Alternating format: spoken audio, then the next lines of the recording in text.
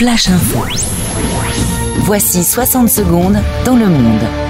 Vous êtes en train de vous promener dans les rues de Barcelone lorsque vous êtes au téléphone avec votre femme qui est elle-même dans un ascenseur.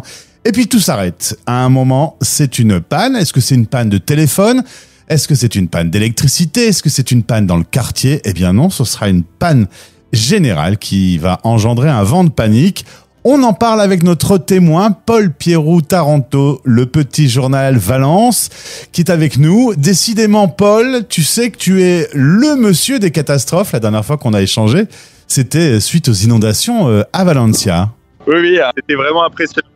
Je peux te le confirmer. Alors justement, je racontais ce moment où toi, tu es au téléphone avec madame, tu es au moment où ça se passe à Barcelone. On comprend pas, dans les premières minutes, on comprend pas ce qui se passe. Exactement, si tu veux, j'étais au téléphone avec ma femme, tout se passait bien, une conversation normale, et d'un seul coup, j'entends ma femme qui dit « Ah, il y a une coupure d'électricité, je suis dans l'ascenseur ». Enfin, moi, c'est ce que j'ai compris. En fait, elle n'était pas dans l'ascenseur, mais je suis resté 10 heures en pensant qu'elle était dedans, coincée. Et voilà, et donc le portable se coupe, je regarde autour de moi, et très vite, je comprends que il se passe quelque chose, puisque en juger par les regards un petit peu ahuris, je dirais, des passants devant leur portable, je me dis, bon, il y a une coupure générale du réseau, quoi, mobile. Mais je n'ai pas tout de suite compris qu'il s'agissait électrique, et ça c'est arrivé après, si tu veux. J'ai vu, en parlant avec des gens autour de moi, je leur ai dit non, écoutez, ça concerne pas que le quartier. Moi j'étais avec ma femme au téléphone qui est à Valence, là je suis à Barcelone en ce moment, donc il y a forcément quelque chose qui concerne au moins une partie de l'Espagne. Et en fait il y a une espèce de silence d'un coup d'un seul dans toute la rue, et là j'ai compris qu'il s'agissait d'une coupure d'électricité, et je ne te le cache pas, paniqué. Alors, le silence dans une ville comme Barcelone doit être en effet surprenant. Et puis, on vit dans des temps un peu incertains. Je suppose que le cerveau se met à imaginer des scénarios. Tu parlais attentat, guerre, enfin, tu sais pas ? Oui, j'ai peut-être une petite tendance à la paranoïa. Tu me diras quelque peu corroborée par l'actualité. Et donc, en effet, j'ai pensé d'abord à un attentat, en fait. Dans ma tête, en tout cas, c'était un scénario catastrophe parmi d'autres. Ensuite, évidemment, je me suis dit, il y a peut-être, je sais pas, moi, ça va peut-être te paraître fou, mais je me suis dit, une bombe, quelque chose, la Russie, enfin, tu vois, j'ai commencé à m'imaginer, des tas de scénarios catastrophes. Et bon, finalement, ce qui s'est passé, c'est que vers 13h, alors j'ai plus les dates, enfin les horaires exacts en tête, il y a eu une j'ai compris que le réseau mobile fonctionnait encore avec la France. Que j'ai 2 cartes SIM, je ne vais pas rentrer dans le détail. Donc j'ai appelé un ami, j'ai eu ce réflexe et je me suis dit, on n'a aucune information ici, à Barcelone, parce que tout est coupé, tout est down, mais si je parle à un ami qui est en France, et heureusement il m'a répondu, lui il pourra regarder sur Google et voir s'il y a eu un attentat, un truc. Donc j'ai parlé à un ami, mais la communication était très mauvaise, on entendait très mal, mais j'ai réussi quand même à parler avec lui 3 minutes. Il m'a dit, écoute, il y a rien pour l'instant, il y a absolument rien. Ah si, attends, je regarde, il y a un article, je sais pas, peut-être, apparemment il y a une panne, je sais pas quoi, mais je comprends pas l'espagnol. Voilà. Et puis hop, ça s'est coupé. Ah ouais. Et là, voilà, donc si tu veux, bon, j'étais un peu rassuré parce que je me suis dit, bon, c'est un truc, il n'y a pas eu de bombe, il y a apparemment, enfin voilà. Et ensuite, j'ai eu un réflexe un peu journalistique, c'est que j'ai réussi à recontacter les personnes de Radio France. Je crois que je leur ai donné la primeur de l'info sans m'envoyer des fleurs, mais voilà, donc ils en croyaient pas leurs oreilles. Et voilà, et je suis passé, je crois, à 2 directs hier sur France Inter. Et ensuite, mon réflexe, ça a été d'aller en fait près des officiels. Vraiment un réflexe journalistique, en fait. Je me suis dit, pour avoir le plus d'informations possible, il faut que je me rapproche des officiels. C'est là qu'a commencé une déambulation, je dirais, dans les rues de Barcelone, sans Google Maps. Et je t'avoue qu'on se rend compte à quel point on est dépendant, je suis dépendant de l'Internet. C'est-à-dire que je me repérais plus, j'étais en plus un peu en état de panique.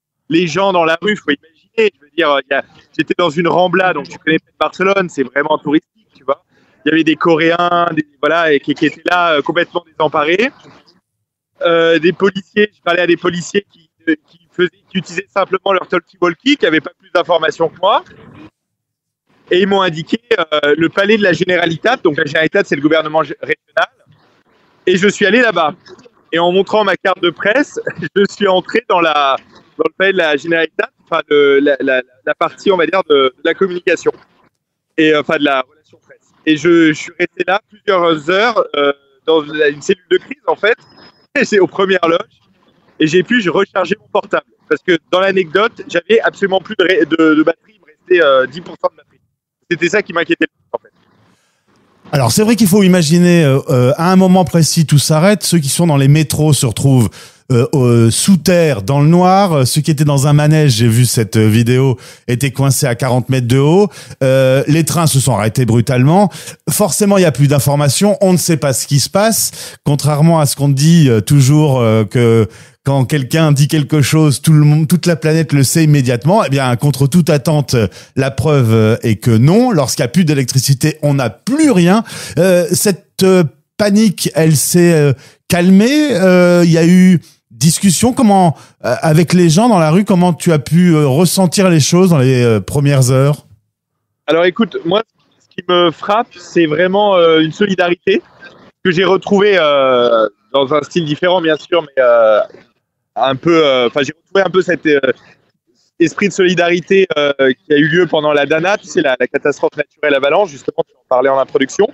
Donc, il y avait vraiment une entraide, les gens se parlaient. J'ai fait des rencontres complètement improbables, complètement surréalistes dans la rue. On sentait bien qu'il y avait quand même un vent de panique, hein, il faut bien le dire. Mais en même temps, tu vois, pour l'anecdote, j'ai rencontré sur le chemin, comme ça, en cherchant la Generalitat, je me suis trouvé un skipper, on va dire, un GPS, une petite dame catalane d'une 70 ans qui semblait complètement perdue. Et je lui ai parlé avec elle spontanément, tu vois. Et je lui ai dit, accompagnez-moi, vous allez m'aider à trouver ce palais de la Generalitat et vous allez rester avec moi. Voilà. Et en fait, grâce à elle, d'abord, je me suis mieux repéré dans les rues de Barcelone, parce qu'évidemment, c'est une femme qui a toujours vécu à Barcelone. Et ensuite, à Barcelone, je t'apprends rien, on parle catalan aussi. Il y a des personnes qui préfèrent parler catalan plutôt qu'espagnol. Donc voilà, donc j'étais vraiment avec une personne qui était une locale et qui m'a beaucoup aidé en fait dans mes démarches. Et voilà, pour te répondre plus concrètement, ensuite, je sortais régulièrement donc de la Generalitat pour parler d'abord aux policiers, pour parler à des touristes, pour parler à des gens. J'étais vraiment dans le centre. Et voilà, on essayait tous d'avoir des informations. Tout le monde écoutait la radio. Des gens se sont rués sur des radios avec piles pour essayer d'avoir. Donc tu vois, il y a eu ce réflexe d'écouter la radio. C'était la seule source d'information. Et je peux t'assurer que personne n'avait. D'ailleurs, moi, j'étais au contact des journalistes. Personne n'en savait plus que les passants, les kidams dans la rue, quoi. Honnêtement. Alors Paul, il est 11h du matin, nous sommes le 29 avril 2025, au moment où on enregistre. Toi, tu es dans la rue, encore en ce moment, tu es en transit, tu es en train de revenir à Valence. Tu as pris quelques minutes pour parler avec la radio des Français dans le monde. Comment ça se passe maintenant? Est-ce que les choses sont reparties? Je suppose qu'il y a quand même une remise en route, notamment des réseaux de transport. Tout à fait. Alors, il y a une remise en route progressive. Je sais, par exemple, que pour les lignes à longue distance, ça refonctionne. Là, je suis à la gare de Barcelona-Sants, donc la gare de train. Voilà. Et donc, je t'avoue que j'ai pas toutes les informations encore, mais j'espère bien pouvoir rentrer cet après-midi, même en matin à Valence. Et ensuite, ce que je peux te dire, c'est que l'électricité est revenue. Où je suis. Le réseau, tu l'entends, fonctionne. J'ai des collègues, par exemple, j'ai un collègue qui est à Malaga, en Andalousie, et on échange sur un groupe WhatsApp. Lui, il me disait que ce matin, il y a encore une heure, il n'avait pas d'électricité. Donc, tu vois, c'est encore... on sent que c'est progressif, c'est graduel. Concernant les transports, c'est forcément, il y a encore beaucoup de chaos et d'incertitudes. Voilà. Alors, on rappelle que ça a également touché le Portugal. On a une pensée pour tous les Français établis en Espagne et au Portugal pour cette panne tout à fait inédite. On ne sait pas encore pourquoi elle a eu lieu. à suivre donc, mais on voulait te retrouver pour que tu puisses témoigner directement sur le terrain. Merci Paul pour cette intervention. Bon courage pour ton retour. Ça va, madame n'était pas dans l'ascenseur, donc tout s'est bien passé pour elle. Exactement, en fait, c'était une fausse alerte. Bon, très bien. Merci, bon courage et à très vite. Merci Gauthier. Plus d'infos et plus de podcasts, rendez-vous maintenant sur françaisdanslemonde.fr.